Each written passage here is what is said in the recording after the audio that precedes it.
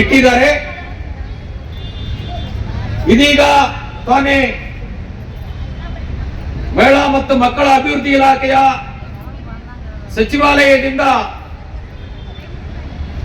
ಮಾನ್ಯ ನಿರ್ದೇಶಕರ ಬಂದು ಈಗ ಮನವಿ ಪತ್ರನ ಸ್ವೀಕರಿಸಿದ್ದಾರೆ ಸಚಿವರ ಪರವಾಗಿ ಮತ್ತು ನಿರ್ದೇಶನಾಲಯದ ಪರವಾಗಿ.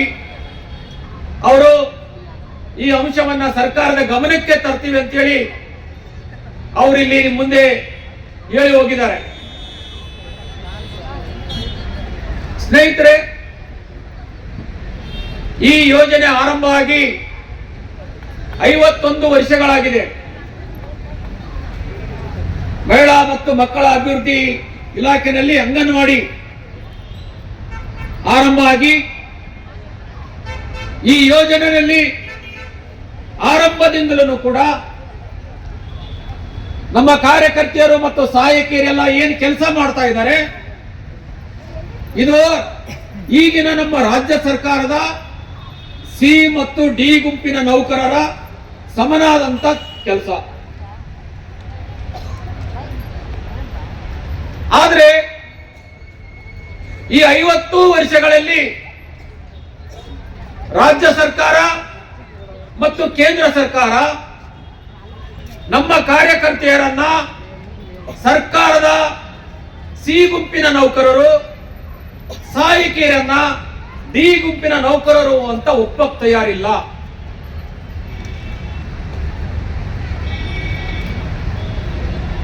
ನೂರಾರು ಹೋರಾಟಗಳಾಗಿದ್ದಾವೆ, ದಿಲ್ಲಿವರೆಗೆ ಹೋರಾಟಗಳಾಗಿದ್ದಾವೆ. ಅವರು ಒಪ್ಪೋದಕ್ಕೆ ತಯಾರಿಲ್ಲ. ಇದು ಅತ್ಯಂತ ಬೇಸರದ ವಿಷಯ.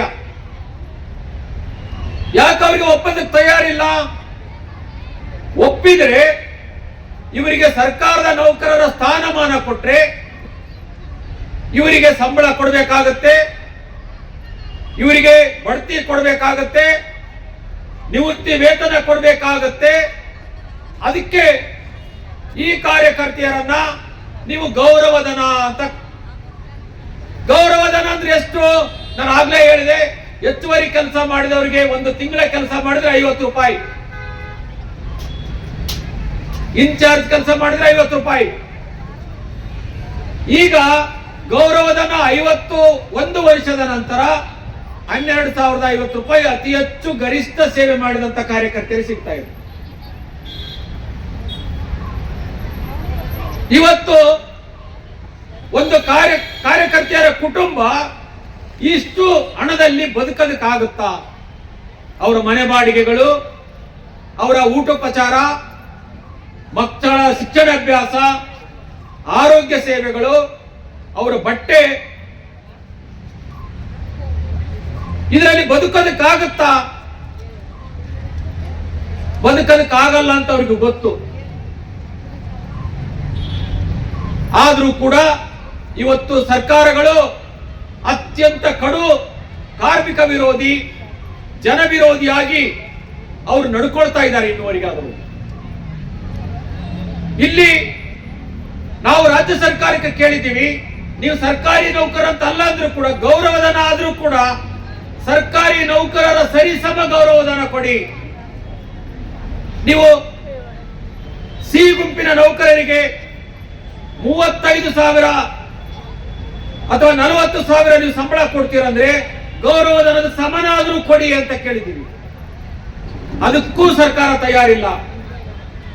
ಹಾಗೇನೆ ಅದಿಷ್ಟೇ ಅಲ್ಲ, ಒಂದು ಸರ್ಕಾರದಲ್ಲಿ ಯಾವುದೇ ಇಲಾಖೆಯಲ್ಲಿ ಅಲ್ಲ, ಅಷ್ಟೇ ಅಲ್ಲ, ಯಾವುದೇ ಒಂದು ಅಂಗಡಿನಲ್ಲಿ ಅಥವಾ ಇನ್ಯಾವುದೋ ಒಂದು ಇದರಲ್ಲಿ ಒಬ್ಬ ವ್ಯಕ್ತಿನ ದುಡಿಸ್ಕೋಬೇಕಂದ್ರೆ ಕನಿಷ್ಠ ವೇತನ ಅಂತ ಒಂದು ಕಾಯ್ದೆ ಇದೆ. ಶಾಸನಬದ್ಧವಾಗಿ ಸರ್ಕಾರಗಳು 1948ರಲ್ಲೇ ಇದನ್ನ ಶಾಸನ ಮಾಡಿದ್ದಾರೆ. ಆ ಕನಿಷ್ಠ ವೇತನದಷ್ಟಾದ್ರೂ ಇವರಿಗೆ ಕೊಡಿ ಅಂತ ಕೇಳಿದ್ವಿ. ಕನಿಷ್ಠ ವೇತನ ಎಷ್ಟಿದೆ ಈಗ ನಮ್ಮ ರಾಜ್ಯದಲ್ಲಿ? ಇಲ್ಲಿವರೆಗೆ ಇದ್ದದ್ದು 15,000, ಅದಕ್ಕೋಸ್ಕರ 15,000 ರೂಪಾಯಿ ಕೇಳಿದ್ದೀವಿ. ಈಗ ಮೊನ್ನೆ ಪರಿಷ್ಕರಣೆಯಾಗಿ ಕೆಳ ಹಂತದಲ್ಲಿರ್ತಕ್ಕಂಥ ಕಾರ್ಮಿಕರಿಗೆ 20,000 ಇದೆ. ಬೆಂಗಳೂರಿನಂತ ದೊಡ್ಡ ನಗರದಲ್ಲಿ 31,000 ರೂಪಾಯಿ ಇದೆ. ಪರಿಷ್ಕರಣೆ ಆಗಿದೆ, ಅದಿನ್ನ ಜಾರಿ ಆಗಬೇಕು. ಅದಕ್ಕೂ ಕೊಕ್ಕೆ ಹಾಕೊಂಡು ಕುತ್ಕೊಂಡಿದ್ದಾರೆ. ಇದನ್ನಾದ್ರೂ ಕೊಡಿ. ಈ ಒಂದು ಕನಿಷ್ಠ ವೇತನ ಜೊತೆಗೆ PF, ESI ಇವುಗಳನ್ನ ಜಾರಿ ಮಾಡಬೇಕಾಗುತ್ತೆ. ಇದನ್ನು ಇವತ್ತರ ಸರ್ಕಾರ ಮಾಡ್ತಾ ಇಲ್ಲ. ಸೊ ಇಲ್ಲಿ ಅವರ ಕಾರ್ಮಿಕ ವಿರೋಧಿ, ಜನ ವಿರೋಧಿ ಧೋರಣೆ ಇವತ್ತು ನಾವು ಇದರಲ್ಲಿ ನೋಡ್ತಾ ಇದ್ದೀವಿ. ಇದ್ರ ಜೊತೆಗೇನೆ ನಿಮ್ಗೆಲ್ಲರಿಗೂ ತಿಳಿದಿರುವಂತೆ ಗೌರವಧನ ಏನು ಹೆಚ್ಚು ಮಾಡಬೇಕಾಗಿತ್ತು ಪ್ರತಿ ವರ್ಷ, ಈ ವರ್ಷದ ಇದರಲ್ಲಿ ಆ ಒಂದು ಬೇಡಿಕೆಯನ್ನು ಇಟ್ಟಿದ್ದೀವಿ. ಹಾಗೇನೆ ಅವರ ನಿವೃತ್ತಿ ಪರಿಹಾರದ ಬಗ್ಗೆ ಕೂಡ ಇವತ್ತು ನಾನು ಆವಾಗಲೇ ಮಾತಾಡಿದೀವಿ. ಅವರು ನಿವೃತ್ತಿ ಪರಿಹಾರ ಎಷ್ಟು ಕೊಟ್ಟಿದ್ದಾರೆ? ಒಬ್ಬ ಕಾರ್ಯಕರ್ತೆಗೆ 50,000 ರೂಪಾಯಿ. ನಿವೃತ್ತಿ ಆದ್ಮೇಲೆ ಒಬ್ಬ ಮನುಷ್ಯ, ಒಬ್ಬ ವ್ಯಕ್ತಿ 15-20 ವರ್ಷಗಳ ಕಾಲ ಬದುಕಬೇಕಾಗ್ತದ?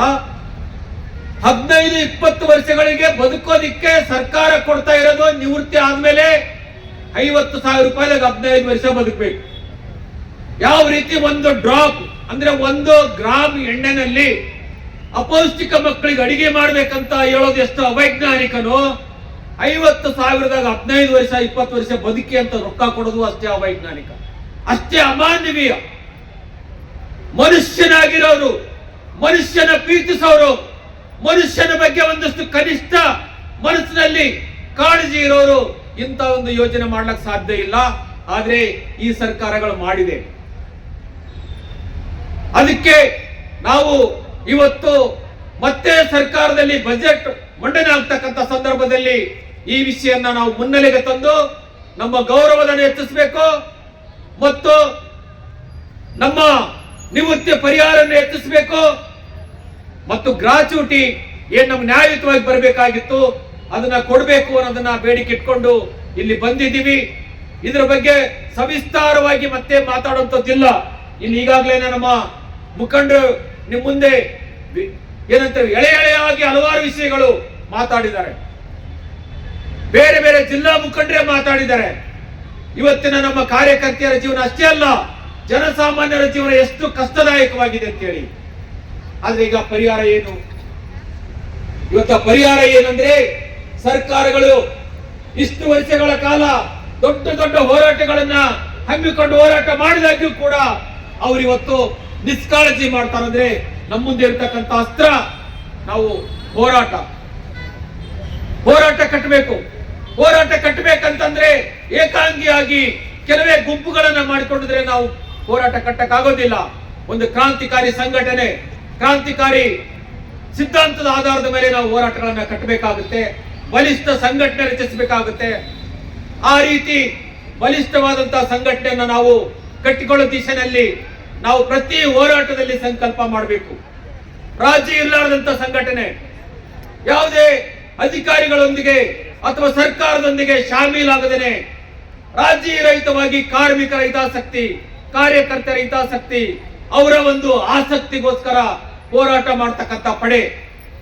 ಇಲ್ಲಿ ಬಹಳಷ್ಟು ಜನ ಕಾರ್ಯಕರ್ತರು ಇಲ್ಲಿ ಮಾತಾಡಿದ್ರೆ ನಿಮ್ಮ ಎದುರುಗಡೆ ನಮ್ಗೆ ಎಂತ ವಿಶ್ವಾಸ ಬಂದಿದೆ ಹೋರಾಟದಲ್ಲಿ ಅಂತಂದ್ರೆ ಮುಂದೆ ನಾವು ನಮ್ಮ ಸಂಘನ ದೊಡ್ಡದು ಮಾಡಿ ನಾವು ಮತ್ತೆ ಹೋರಾಟ ಕಟ್ತೀವಿ ಅಂತೇಳಿ. ಇದು ಇವತ್ತು ಆಗ್ಬೇಕಾಗಿದೆ. ಇವತ್ತು ಗೌರವಧನ ಹೆಚ್ಚಾಗ್ಬೋದು, ಆಗದೆ ಇರ್ಬೋದು. ಆದ್ರೆ ನಾವೇನು ಕಲಿತಾ ಇದೀವಿ ಪ್ರತಿಯೊಂದು ಹೋರಾಟದಲ್ಲಿ ಅಂತಂದ್ರೆ ನಾವು ವಿಶ್ವಾಸ ಮೂಡಿಸಿಕೊಂಡು ಒಂದು ಜನ ವಿರೋಧಿ ಸರ್ಕಾರದ ವಿರುದ್ಧ ಜನ ಒಗ್ಗಟ್ಟಾಗಿ ಹೋರಾಟ ಮಾಡೋದನ್ನ ಕಲಿತಾ ಇದೀವಿ. ಇದು ಬಹಳ ಮುಖ್ಯವಾದದ್ದು. ಸೊ ಹಾಗಾಗಿ ಸ್ನೇಹಿತರೆ, ನಾನಿಲ್ಲಿ ಹೆಚ್ಚಿಗೆ ಮಾತಾಡೋದಿಲ್ಲ. ಸೊ ಇದ್ರ ಜೊತೆಗೇನೆ ನಿಮ್ಗೆ ಇಲ್ಲಿ ನಮ್ಮ ರಾಜ್ಯ ಕಾರ್ಯದರ್ಶಿಗಳು ನೆನಪು ಮಾಡ್ತಾ ಇದ್ರು. ನಮ್ಮ ಗೌರವಧನಕ್ಕೆ ಸಂಬಂಧಪಟ್ಟದಾಯ್ತು, ಸರ್ಕಾರದ ನೀತಿಗಳೇನಾಗ್ತದೆ ನೋಡಿ.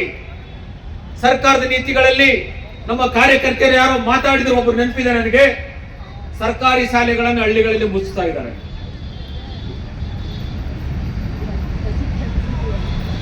ಮುಚ್ಚಿ ಏನ್ ಮಾಡ್ತಾರೆ? ಸುತ್ತ 5 ಹಳ್ಳಿ ಸರ್ಕಾರಿ ಶಾಲೆಗಳನ್ನು ಮುಚ್ಚಿ ಒಂದು ಸರ್ಕಾರಿ ಶಾಲೆ 5 ಹಳ್ಳಿಗೆ ನಡುವೆ, 6 ಹಳ್ಳಿ ನಡುವೆ, 10 ಹಳ್ಳಿ ನಡುವೆ ಒಂದು ಸರ್ಕಾರಿ ಶಾಲೆ. ಅದಕ್ಕೆ ಮ್ಯಾಗ್ನೆಟ್ ಸ್ಕೂಲ್ ಅಂತ ಕರೀತಾರೆ. Magnet school, magnet